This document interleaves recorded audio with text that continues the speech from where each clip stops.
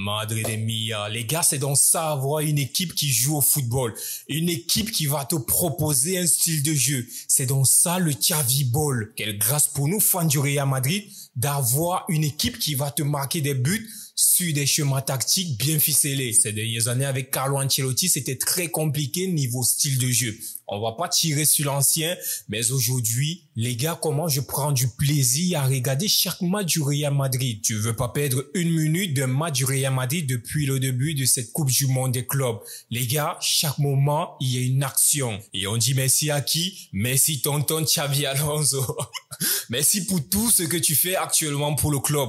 Là, nous ne sommes qu'au début. C'est vrai, c'était Dortmund en face. Le véritable test du Real Madrid, ça serait contre le Paris Saint-Germain. Je pense qu'il y a de cela quelques mois, le Real Madrid a enchaîné une vague de blessures sur le front de l'attaque, Kylian Mbappé, Vinicius, Rodrigo. Alors qu'on avait Gonzalo Garcia qui mettait des 25 buts avec la réserve du Real Madrid, Monsieur Carlo Ancelotti n'a rien fait pour que ce petit monte en équipe première. Les gars, je me rappelle un moment, la saison dernière, on a dû bricoler pour faire des compositions. Pourtant, il y avait des joueurs de la Castilla. Aujourd'hui, c'est une révélation de ce tournoi, mais aussi un concurrent sûr pour le poste d'avant-centre au Real Madrid. Quel avant-centre aujourd'hui au Real Madrid peut dire qu'il a meilleure forme que Gonzalo Garcia? Mbappé, non, je crois pas, il revient d'une opération. Hendrik, là, mon gars, tu t'es mis dans de la merde. Aujourd'hui, le plus gros chantier de Xavi Alonso sera sur le front de l'attaque. Quels sont les choix qu'il va faire? Qui va-t-il mettre titulaire? Dans cette compétition, le gamin, il a 4 buts, une passe décisive.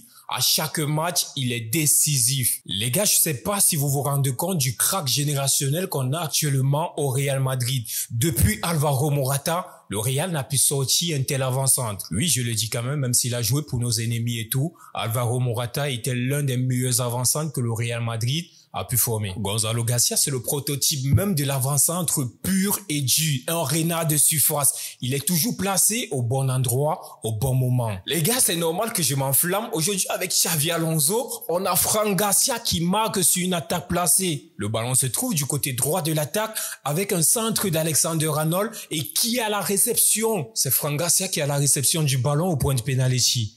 Les gars, ce que Xavi nous montre, c'est surréaliste. Les gars, on peut être fiers de ce que cette équipe propose.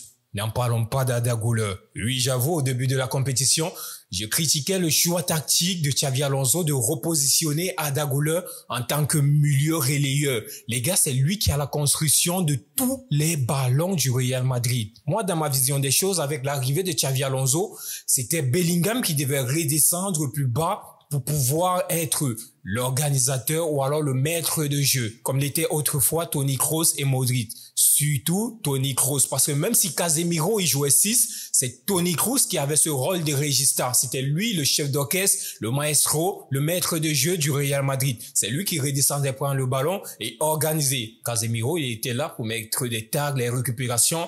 Ça, c'était son domaine. Et les trois, ils étaient très complémentaires. Depuis le début de cette compétition, Arda Güler, Fran Garcia, Gonzalo, Tchouaméni, les gars, pour moi, ce sont des révélations, mais aussi, les gars, ceux qui peuvent s'imposer en tant que titulaires pour la saison prochaine. C'est vrai qu'il y a l'arrivée d'Alvaro Carreras, on n'est pas encore sûr, mais là, Fran Garcia, aujourd'hui, il est en train de démontrer qu'il peut apporter plus au Real Madrid. Aujourd'hui, au Real Madrid, on voit plus un Ferland Mendy sur le départ. Arda Güler, aujourd'hui, repositionné en tant que 8, chef d'orchestre, mais je me demande aussi comment va-t-il réagir contre des gros clubs quand il va rencontrer Manchester City, le Bayern Munich, le Paris Saint-Germain ou le FC Barcelone. Arda Güler, est-ce qu'il aura cet impact-là, soit physiquement, mais aussi techniquement? Ça va charbonner. Physiquement, c'est pas le mec le plus costaud, mais techniquement, il est assez à l'aise et on voit comment il a cette facilité à trouver ses attaquants. Vinicius Junior, aujourd'hui, il a fait ce qu'il sait faire le mieux. Percussion, tentative de frappe, mais les gars, aujourd'hui, l'inefficacité de ce joueur me rend fou. Avec les 2 lobes qu'il a essayé de tenter en première mi-temps, où il pouvait très bien jouer le coup d'une meilleure des manières, mais il a choisi ces lobes-là. C'est vrai, c'est l'instinct d'attaquant d'avant-centre, il a ce réflexe directement de mettre un lobe lorsque le gardien il est assez avancé. Mais aujourd'hui, on veut un Vinicius Junior assez tranchant. La saison va commencer bientôt. Nos joueurs auront quasiment 2 semaines et demie de vacances. Les gars, on doit être d'attaque pour le début de saison. Mais avant cela, on doit d'abord essayer de terminer cette saison de la meilleure des manières en remportant ces Coupes du Monde des clubs. Et pour cela, il nous faut Et pour cela, il nous faudra un Vinicius Junior tranchant, un Kylian Mbappé tranchant. Énorme tous les matchs comme il sait le faire depuis quelques jours. Ce qu'on doit retenir de ce match, Gonzalo Garcia, c'est le nouveau Raoul. Arda Güler, c'est un crack. Fran Garcia, grosse montée en puissance. Aurélien Tchouaméni, patron, je te donne les mains. Je te donne les mains, les pieds, tout ce que tu veux. Tu es trop fort. Comment il est boosté, le mec. Non, Tchouaméni, je sais pas pour toi, mais mec, reste en défense centrale, garde ce rôle de libéraux à chaque match parce que tu es... Et aujourd'hui, je peux dire, dans ton jeu, tu frôles la perfection, mec. Merci les gars d'avoir regardé cette vidéo jusqu'à la fin. Désolé si je me suis trop emporté. C'était l'émotion aussi, la fin du match. N'hésitez pas, les gars, likez, commentez et surtout, abonnez-vous à Inside Football. Nous sommes là encore pour de nombreuses années. Ouais. Là, nous sommes à 3000 abonnés. Les gars, j'espère qu'avant le début de cette saison, on puisse atteindre les 5000 abonnés. Et ça, je compte sur vous. Merci les gars pour tout ce que vous faites. C'était la pépite. Let's go.